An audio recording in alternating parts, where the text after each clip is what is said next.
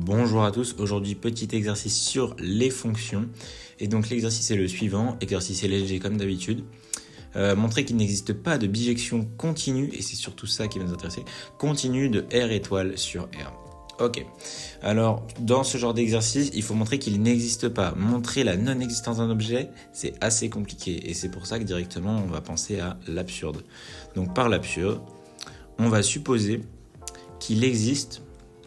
on suppose qu'il existe f de R étoile dans R bijective. Ok, on va supposer cette chose bijective et continue sur R.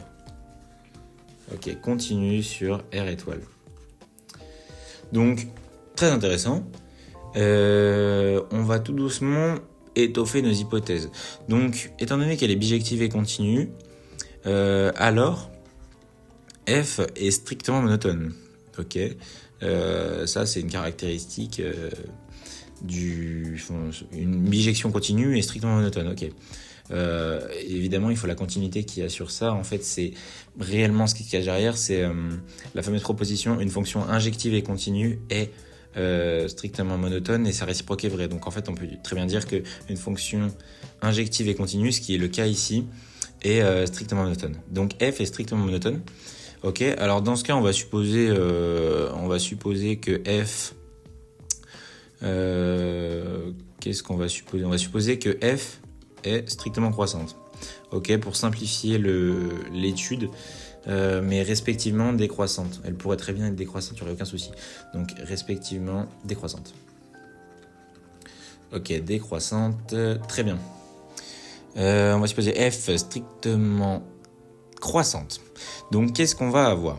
On va en fait s'amuser à décrire f de R plus étoile, oui effectivement.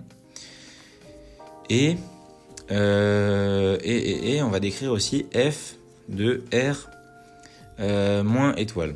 Ok, on va décrire ces deux ensembles. En fait, ces deux ensembles, on le voit très bien étant donné que c'est une bijection. F de R moins étoile union f de R plus étoile est égal à R. Ok, car f est de R étoile, de R étoile dans R. Et donc en fait, on a bien R étoile qui est égal à l'union de R moins étoile R plus étoile. R plus étoile, ok, donc les ensembles s'additionnent sans problème, et donc c'est pour ça qu'on peut faire cette disjonction de cas. Mais on peut aussi déduire, étant donné que c'est une bijection, en fait, chaque image a un unique antécédent. Donc en fait, R moins étoile inter f de R plus étoile est égal à l'ensemble vide, ok, car f est bijective. Ça se déduit en fait surtout de l'injectivité en fait. Chaque élément de l'ensemble d'arrivée a un unique antécédent. Donc les éléments de f de R étoile moins sont nécessairement différents des éléments de f de R étoile plus. Sinon, un élément qui serait dans les deux à la fois aurait donc deux antécédents, un dans R moins et un dans R plus, ce qui n'est pas bon. On peut faire par exemple un petit schéma en fait. Disons qu'on a ça. Et là, vous allez comprendre l'absurdité. On a donc une fonction qui fait comme ça, strictement croissante, ok. Et ici, hop, elle passe de l'autre côté et elle fait ça. Et c'est là qu'en fait l'absurdité est à comprendre. En fait, c'est surtout en zéro qu'on a une absurdité. Mais pour revenir jusqu'à ce que j'ai dit juste en haut, en fait, là, c'est bien, par exemple, on veut cet antécédent, ok, le seul qui est possible, c'est celui-là. On veut cet antécédent, on veut ici, tac, le seul qui est possible, c'est ici. Et il n'y en a pas qui existe ici. C'est pour ça que l'intersection de l'intersection de R étoile moins et de R étoile plus est l'ensemble vide, ok. Donc, maintenant, on va s'amuser à décrire exactement f de R moins étoile. Ok, et c'est égal à quoi ? Alors étant donné que c'est strictement croissant, donc c'est déjà la première borne c'est moins l'infini, étant donné qu'on est censé atteindre tout R. Donc R, je rappelle, c'est quand même je sais pas pourquoi je fais ce rappel qui est quand même très évident, mais F c'est l'intervalle moins l'infini plus l'infini. Et donc en fait, moins l'infini jusqu'à A. Et la valeur en fait en A, ça va être la valeur autour de 0, en fait, la valeur en 0.